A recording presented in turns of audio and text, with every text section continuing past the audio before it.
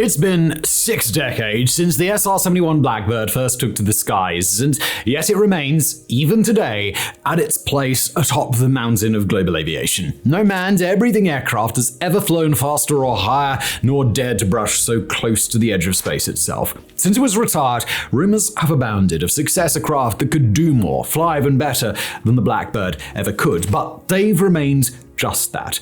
Rumors. Banished aviation legends with no promise that the truth will ever be revealed. But roaring to life, out of Atlanta, Georgia, is a fast-growing organization that intends to blow the SR-71 clean out of the record books. Its name is Hermeus, and already it's drawn comparisons to Lockheed Martin's Skunk Works both for its ambition and its immense technical potential. Yet even more captivating than the Hermeus company itself is its flagship project, a series of aircraft known as the Quarterhorse line, with the ultimate objective being to shatter the SR-71's airspeed record once and for all. So in today's special episode of Mega Projects, we're going to take a closer look at the Quarterhorse aircraft, how they're made, what they'll be able to do, and why, after a long line of aircraft proposals from companies far bigger and more famous than this one, Quarterhorse might just be the one to make its vision into reality.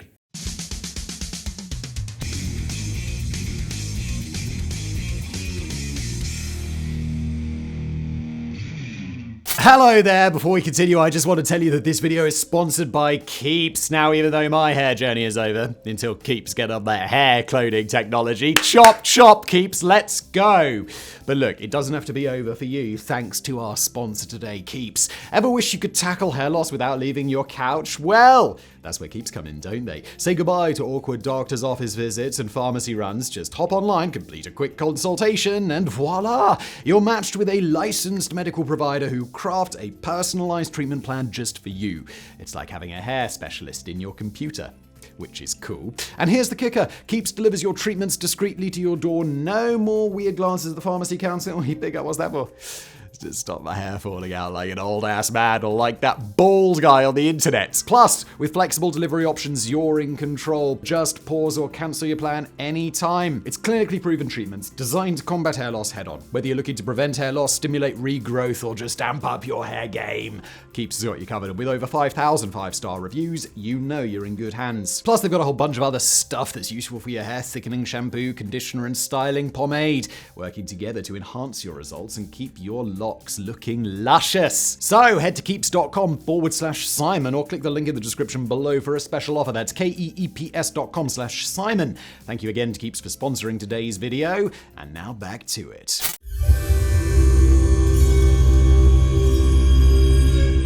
In order to understand the Quarterhorse aircraft, we first got to understand the company behind it. A recent startup founded in 2018 and led by CEO and aerospace engineer A.G. Piplica, Hermeus has very quickly become a darling of the venture capital world. Big names like OpenAI's Sam Altman and tech entrepreneur Peter Thiel have poured cash into the project, encouraged in part by the expertise of the organization's leaders. Prior to founding Hermeus, Piplica and his top executives led Generation Orbit Launch Services, a group that was instrumental in developing a hypersonic testbed aircraft for the US Air Force that was eventually designated the X-60A. In an industry known for its flights of fancy around bold, high supersonic aircraft designs that never managed to get built, Hermeus has already developed a strong reputation, not just for its technical vision, but for its apparent potential to actually make good on what it's promised. Uniquely, for a relatively small, relatively young company, Hermeus has already proven itself able to produce new technology demonstrators at high rates. Rather than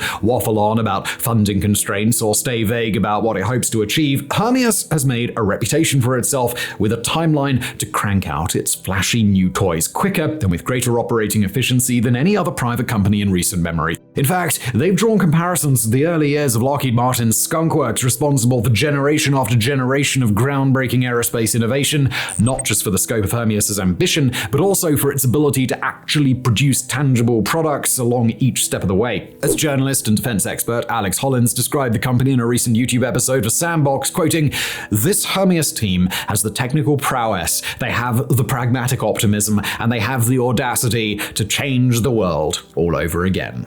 Those sorts of distinctions are very important for a company like Hermes at a moment in time when the American military is increasingly open to relying on newer, smaller companies to produce new ideas and technology demonstrator craft. With well-established companies like Lockheed Martin, Northrop Grumman, and Boeing already hard at work developing incredibly sophisticated future aircraft, both the US Department of Defense and the private world of venture capitalists have started to branch out toward other organizations that have the requisite knowledge to take the US even further.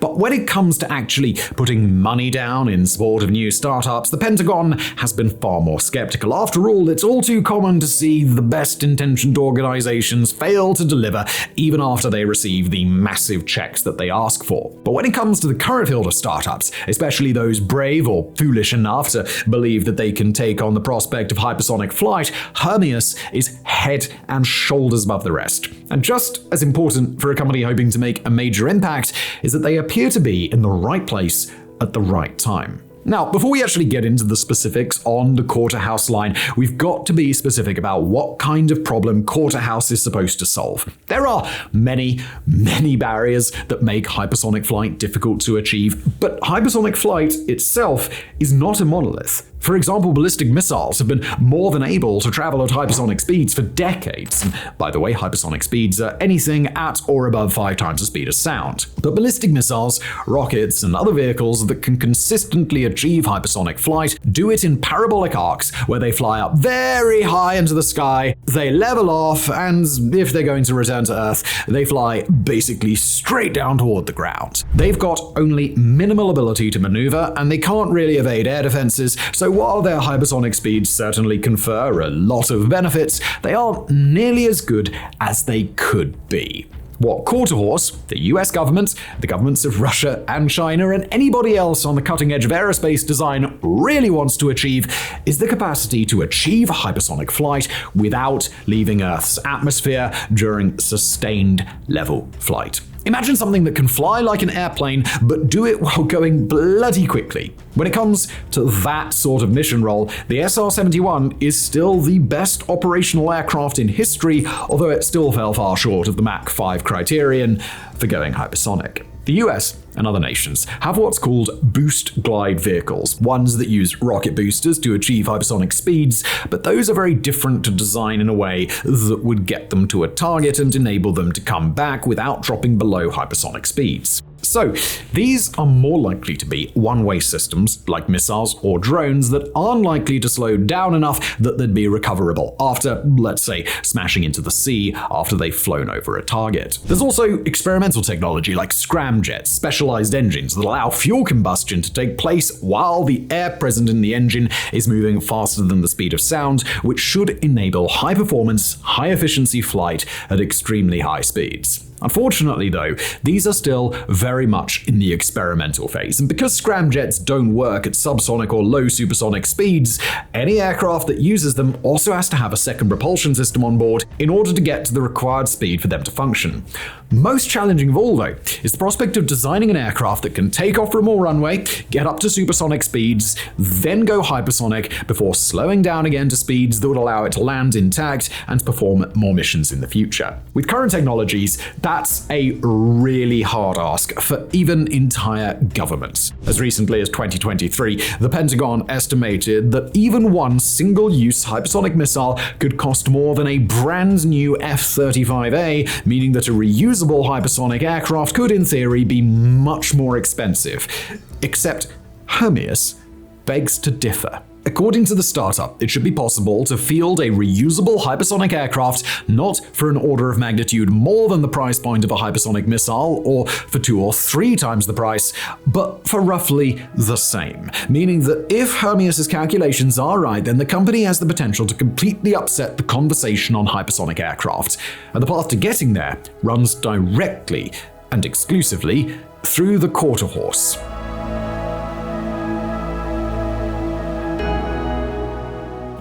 When we consider the nature of the Quarterhorse aircraft, it's important to preface what we're about to see with the fact that these are technology demonstrators. None of the designs that we'll explore from Quarterhouse, not even the finished product, are ever expected to be able to fulfill a role with the US military or any other. Instead, they're meant exclusively to prove that Hermeus's proposed technology solutions have the potential to work as well as the company says. Prove that, and that's when the real party starts, as Hermeus's technology will get snapped up by the Department of Defense, and the design, once known as Quarterhouse, will begin to evolve into a weapon. The program starts with the element at the core of any hypersonic aircraft, the engine. In Hermeus's case, they use a homegrown, first-of-its-kind engine called the Chimera, which holds the distinction of being the world's first commercially developed turbine-based combined cycle engine.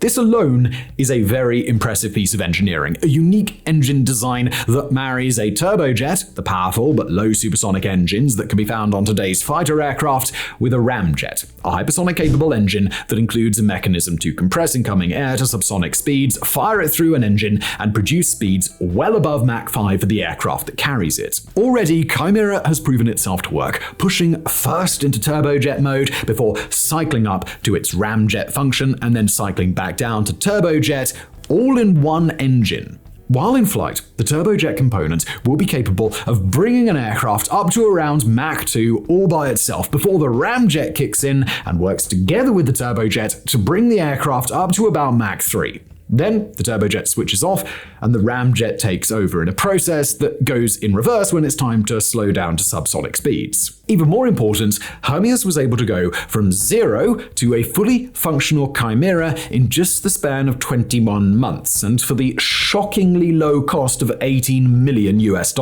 Hermeus was able to 3D print a full 15% of Chimera's components and build it in-house using an older model General Electric J85 turbine that is, as Hermeus describes, quote, readily available off the shelf. In fact, it's the same engine used in the F-5 fighter aircraft and the T-38 trainer aircraft, of which nearly 4,000 have been constructed worldwide. A hypersonic aircraft that can carry Chimera on board will have no need for a rocket, no need to find extra space within the airframe for a separate hypersonic-capable engine, and the capacity to be easily maintained and turned around for subsequent flights. Then there's the Quarterhouse technology demonstrators themselves, starting with the Mark 0 craft. Fitting with its designation of 0, this particular demonstrator is capable of exactly 0 flight, but it's not intended to be a flyable aircraft at all. Instead, Mark 0 is an ode to the idea of walking before you can run, something that Hermeus achieved in 2023 when the Mark 0 began taxi tests on the ground. Remote operated, stripped down to the bare bones, and less than 40 feet long, the Mark 0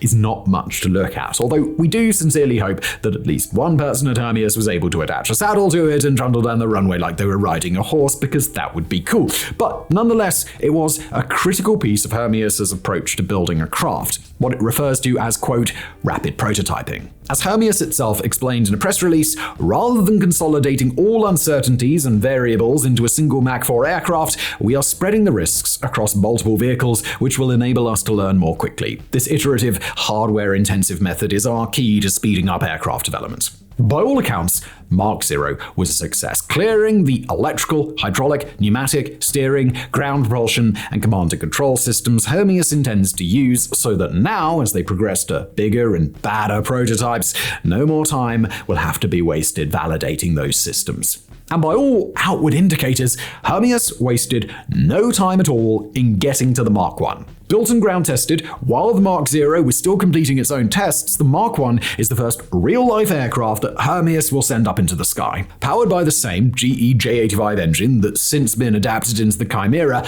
Mark 1, like the rest of the Quarterhouse line, will be uncrewed. It incorporates software and hardware changes based on lessons learned from the Mark 0, and its primary purpose is to demonstrate that it can take off and land at high speed. The high speed portion is particularly important, since it's that critical element that would make a hypersonic aircraft of this type practically feasible. The same narrow-body, narrow-delta wing design that allows hypersonic aircraft to slice through the air at speed makes it impossible to slow down to normal plane speeds to land. Instead, Quarterhorse, with its sleek design, will need long runways to do its work, something that the Mark I will get squared away rather quickly. But even before it flies, the Mark I has scored a major success, wrote Hermeus CEO AJ Piplica on X, quoting, "We designed and built this airframe from scratch, like literally napkin to airplane, in 204 days. Let that sink in.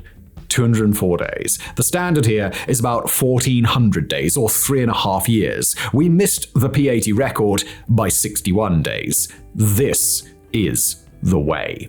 And if the Mark I is about getting into the sky, then the Mark II is about showing exactly what this Quarterhouse platform is really capable of. About the size of an F-16, hauling a Pratt & Whitney F-100 engine that will be modified into a more advanced Chimera successor, the Chimera II, the Mark II isn't about beating the Blackbird, at least not yet, but it's about trouncing the competition of the 21st century. Capable of hitting high supersonic speeds just south of Mach 3, the Mark II will aim to go faster than nearly every manned fighter aircraft and unmanned UAV on the planet, at least the ones that are publicly disclosed, that is. With that, the Mark II will become the fastest reusable jet in history, as well as the first high-Mach autonomous aircraft in the world. As of now, Hermeus is believed to be well on the way to having a working Mach 2 on its hands, equipped with parts manufactured rapidly via titanium 3D printing and designed using iterative improvements on the Mark 0 and Mark I in real time as those prior platforms were tested. The company's profile on X promises a big reveal in the summer of 2025, keeping pace with the delivery schedule they've promised of 1 aircraft per year. And finally, there's the Mark III, the end stage of the Quarterhouse line. It's the Mark III that will beat the Blackbird's airspeed record, flying at expected speeds past Mach 4, bringing it to the edge of true hypersonic flight. To do that, the Mark III will be the first Quarterhorse model to use the Chimera II engine to its fullest potential and carry out the complete cycle from turbojet to combined propulsion to pure ramjet and then back down. It's not clear whether Hermeus will push the Mark III past the threshold to hypersonic flight or whether they'll settle for claiming the all-time airspeed record for the world's fastest airplane. But in theory, the Mark III will have the capacity to break that final boundary as well. Its anticipated top speed is said to be somewhere around Mach 5.5, or just over 4,200 miles per hour, which is fast enough to cross the continental United States in about 45 minutes. As for when the Mark III will emerge, Hermeus' own promises would suggest that it'll be out in the world in some form by the end of 2026, and judging by the company's ambitious testing schedule, it'll likely take to the skies soon after.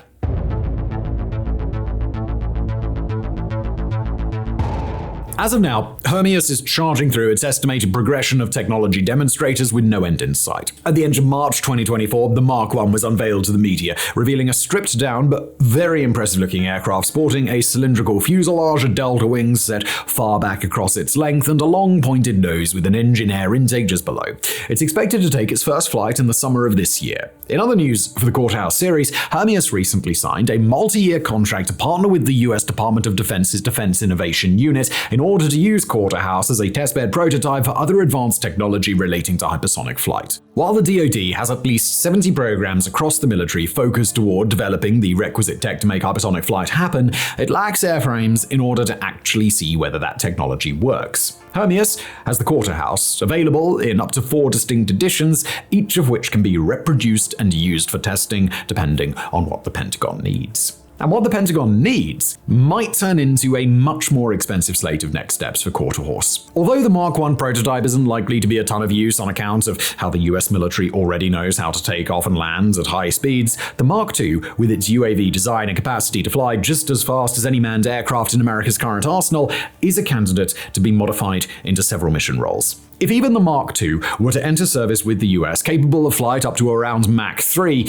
it would immediately become the fastest known UAV in the American arsenal. Strap a camera to it, and it offers unparalleled reconnaissance capabilities, filling a role that, at least officially, hasn't been accounted for since the Blackbird left service. Of course, you can check out our episode on the SR-72 and the SR-91 if you'd like to hear about some of the stuff that might or might not have filled that role in the meantime. In its hypothetical ISR role, the Quarterhorse might become a priority for the US military on its own, or be wrapped up into a larger program called Replicator, which the Pentagon intends to use to field a massive fleet of drone aircraft in the coming decade or so. Beyond just its potential to fill a high-speed unmanned ISR role for the US military, that's intelligence, surveillance, and reconnaissance, the Mark II also has the capability to serve as part of America's so-called Loyal Wingman program. This is an ongoing effort that runs alongside the United States' attempt to field a sixth-generation fighter aircraft, the Next-Generation Air Dominance program, although since its conception, aerospace and defense experts have speculated that the Loyal Wingman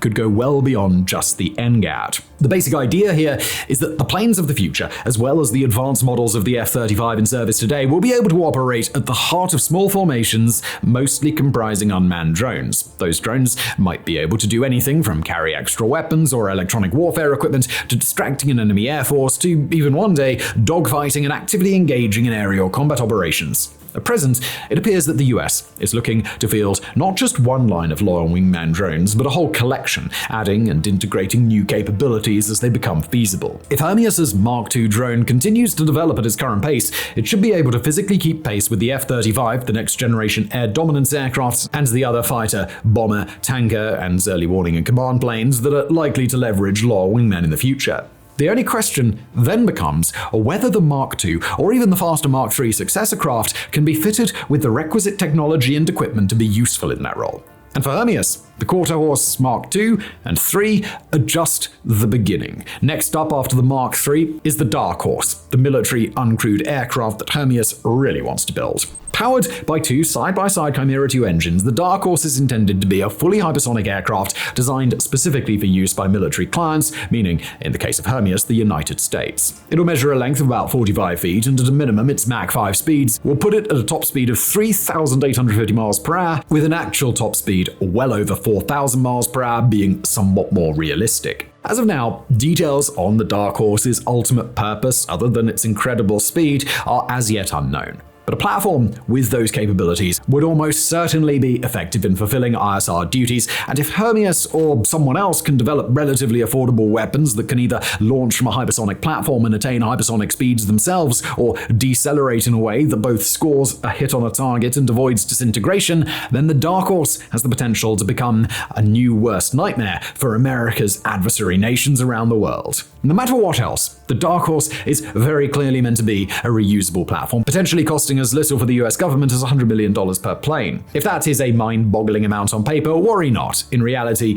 it's just a bit under the per-plane cost of the F-35, at least using current cost and production estimates on the F-35 program, less than a third of what the F-22 program cost per plane several decades ago, and well under a tenth of the cost of a B-2 Spirit bomber. Those numbers, by the way, aren't the sticker price advertised for each of those planes, but instead the program's actual cost divided by the number of aircraft that were ultimately produced. For Alex Hollins, who we referenced previously, the Pentagon's current price estimates to procure just one single-use hypersonic missile run as high as $106 million US, and that's for a piece of technology that will either detonate on impact with the target, disintegrate when it hits land or sea, or be, in some other way, completely unrecoverable. For Hermeus to produce a multi-use aircraft that can hit the same speeds at a lower cost, it would be game-changing for America and its allies, as well as anybody else who can get their hands on a Dark Horse aircraft. And Hermeus's ultimate ambitions extend even beyond the Dark Horse line. The final grand project on the company's slate, or at least the longest-term goal they've publicly announced so far,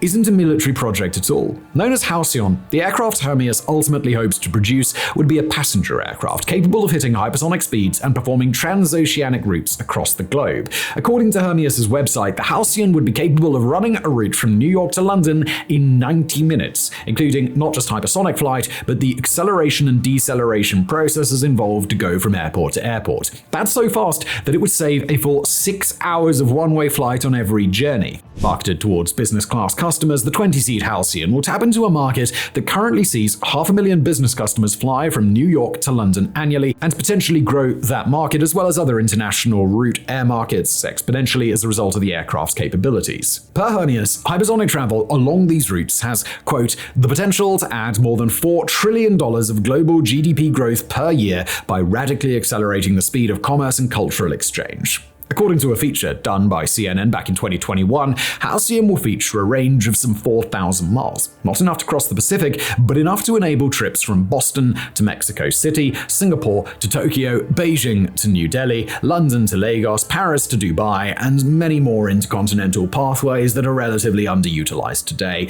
but could become immediately feasible if Halcyon can take to the skies. Unfortunately, the entire Hermes line of planned aircraft do have a key drawback. Specifically, they've all got a speed limit. Granted, it's a very high speed limit, but nonetheless, it's unlikely that a ramjet-powered aircraft like the Quarterhorse line would be able to push past roughly Mach 6. Make no mistake, that is still really, really good, but so-called scramjets, which don't require air to slow down to subsonic speeds, can theoretically boost an aircraft to Mach 10 or even further. Where this becomes an issue is if Hermes wants to stay competitive, not with the industry that exists today, but with the one that might exist 20 to 30 years from now, when the Dark Horse and the Halcyon are just two among a wide variety of aircraft capable of extraordinary things. For now, Hermes will be just fine. According to public knowledge, no nation and no private company has ever been able to make a scramjet work in anything more developed than a technology demonstrator.